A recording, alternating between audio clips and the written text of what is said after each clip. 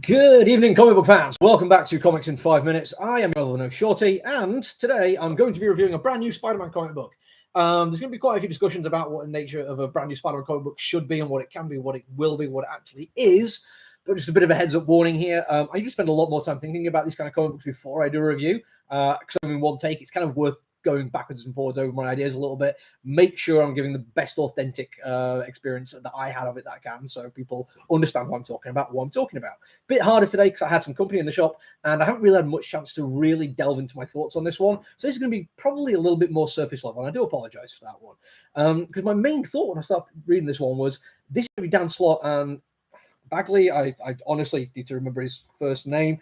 In my head, I want to say Tim, but I have no idea if that's correct, and I can't find some credits in there. Oh, it's Mark Bagley. There we go. And these are the two people who have written more and done more art for Spider-Man or Amazing Spider-Man than I think pretty much anyone else on the planet right now. And this could go in one of two directions for what my expectations would be. It could be, number one, these are clearly people who know the character, know the world, and can explore it with ease.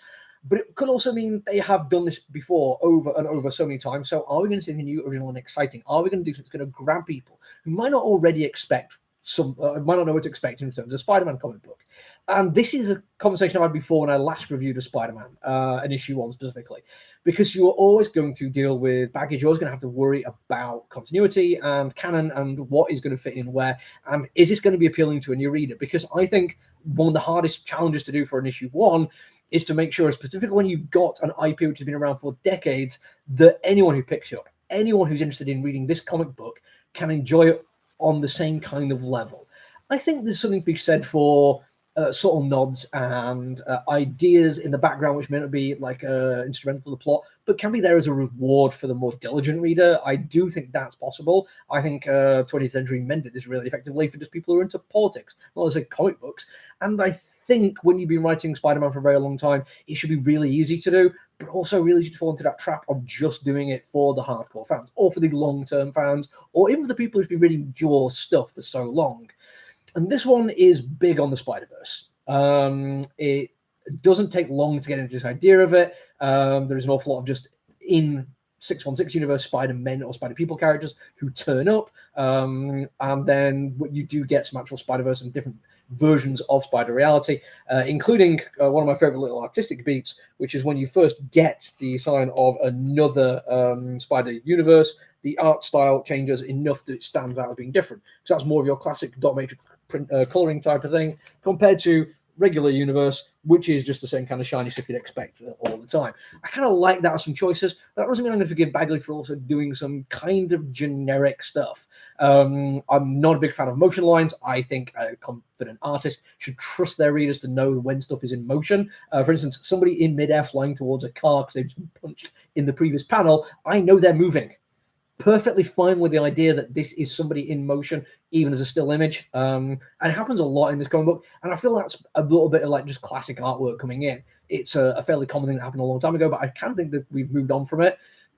But Bagley is not a bad artist. Like individually, so many beats I absolutely love, and some great pages. He does like really nice widescreen layouts. And not just like a splash page where it's all like one in motion image or time moving through the story, but he'll break it up into panels which read like widescreen, and it's really effective in terms of storytelling. I think him and Slott have probably got like a really nice rapport going where they can bounce off each other and get stuff going along. But the story is so involved in Spider-Verse kind of stuff that I think the only reason that I can pick this up and go with it without worrying about it is Spider-Verse movie is really popular, and I'm a big fan of it. And I'm aware of the Spider-Verse and some of the characters who were introduced from it. I'm a big fan of Spider-Punk. So there's enough that I think me as a casual Spider-Man fan can latch onto. I just hope that's true for everyone else. One thing I will give absolute credit for is this absolutely is written by somebody who knows Spider-Man's voice. There is just an entertaining charm throughout, but also just a little bit world weariness of a Peter Parker who's been doing this for a long time, which is the way that Slott and Bagley have been doing Peter Parker for a long time. It feels like people are taking him for granted a little bit. People are riffing on the idea that they kind of know what he's going to do and exactly what kind of person he is. And he's struggling to stay original and struggling to stay not relevant. He's always going to be relevant. He's Spider-Man, but struggling to stay interesting to himself. He sees a reflection of himself in the way people respond to him. And if that becomes predictable and stayed, then maybe he is as well. Maybe he needs to be a new person. And he is. There's like the whole Oscorp thing, and he's working with Norman Osborn, who apparently is redeemed now and he's not going to be evil anymore ever again. Yeah, right.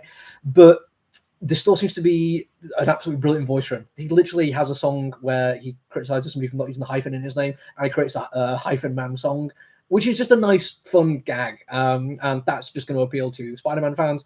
And hopefully people who might be wanting to try Spider-Man out could find enough that they'd expect to be in here that they'll be able to enjoy it. That's it from me today. For the rest of the week, there's probably 2 reviews a day because there's a lot of new stuff out this week. So make sure to like and subscribe, otherwise you will miss out on hearing me talk. Until I see you again, though, look after each other, everyone. Stay safe. Bye.